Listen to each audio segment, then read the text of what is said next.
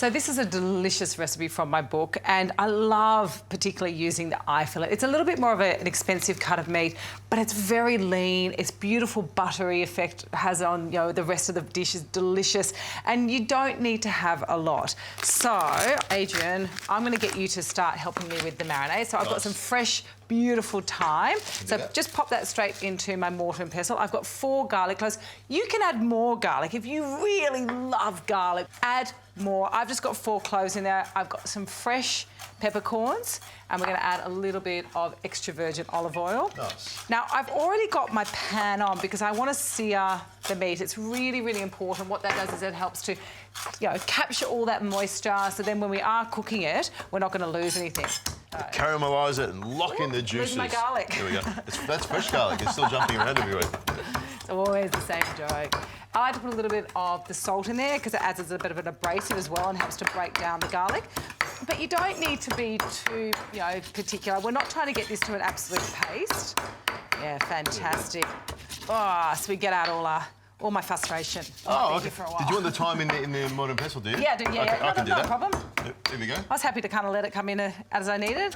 Beautiful. Yeah, it's really, I mean, you're breaking that thyme, you're releasing all the lovely natural oils and the perfume. And again, there's nothing wrong with adding more extra virgin olive oil because we really want that marinade to go all the way around and get into all the flavour with the meat.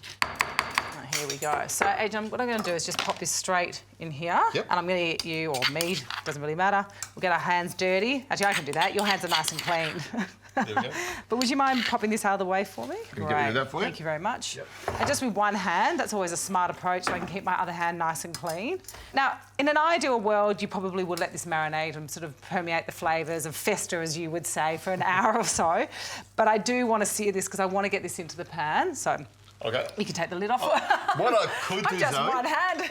I could hand you a tea towel so you can have a nice clean hand. See, that would make a lot more sense. Thank you. And I'll pour some oil into there. Go for it. That's great. Nice. Thank you. Is that enough for you? Yeah, that's fantastic. Okay, and you can see that there's quite a lot of heat already in this pan.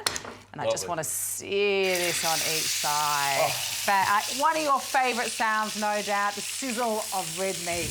The sizzle of a sausage, I would say. But it looks like a sausage, isn't it? You know, it's a tenderloin. Big That's sausage. the middle cut, the tornados, which is, you know, probably the premium part of the tenderloin. Definitely, Beautiful. definitely. Now, I've got some lovely sweet Dutch carrots, and I love the combination of this flavour, the sweetness of the carrots. I just put them straight into the pan. Oh, Playing with the carrots there, are you? Most of them that way and some that way. How's that? Sure. There we go. And you can use that as a base. I use it as a base. Nice. What I love is, again, the caramelisation of the meat. The meat doesn't take very long because, again, it is a cut that I believe should always be on, if not the rare, or the medium rare side of it, because anything over, it just toughens it up. Becomes dry and chewy and, you know, it's going to be still tender, but you're not going to have the flavour. No. You want all of that flavour in there, as you say. The thing that I'm picking up is the smell of the thyme and the garlic and the peppercorns is really coming out. That's going to really flavour the meat. I think it's going to be beautiful. Yeah, that's good to go. So I've got a little bit of red wine vinegar and some verjuice. So verjuice is basically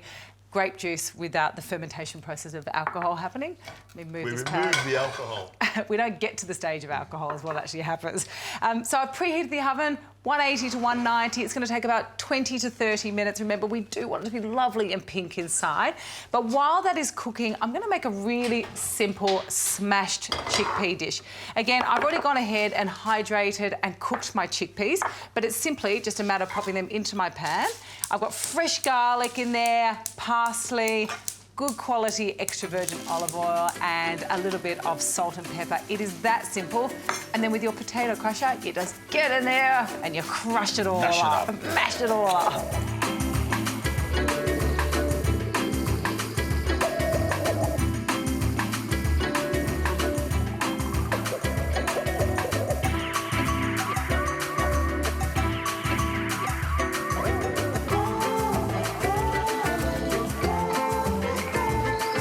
So the chickpeas have been smashed and we've let the meat rest for about half the cooking time.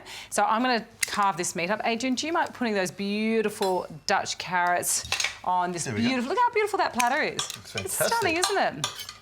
And they're roasted in the beef juices, which is even better. You like that. Anything beef juice. It's not a bad thing, Zoe.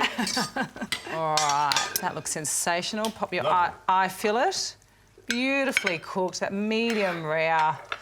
Ah, amazing. And then the smashed chickpeas on the side. Looks great. So I know, Adrian, you probably say this would only feed 2, but for me, this definitely is something that would easily feed 4 people based on, you know, that palm size of red meat. It's about having red meat in your diet, I believe, but just having the best quality you can afford and, you know, a healthy portion. Let me cut into that. It's the meat it's all about. The meat and the garlic is what I want to see. I've got my big knife here. Oh. How good's that? Beautiful meat, really good grass-fed beef. You can taste that. The garlic goes so well with it. It is a strong flavour. It works really well together. A bit of the chickpea here, because I know you've got some garlic in there as well. That, for me, is absolutely exquisite. That lovely red meat flavour, the earthiness of the chickpeas, and just the sweetness of the carrot. It's like a match made in heaven.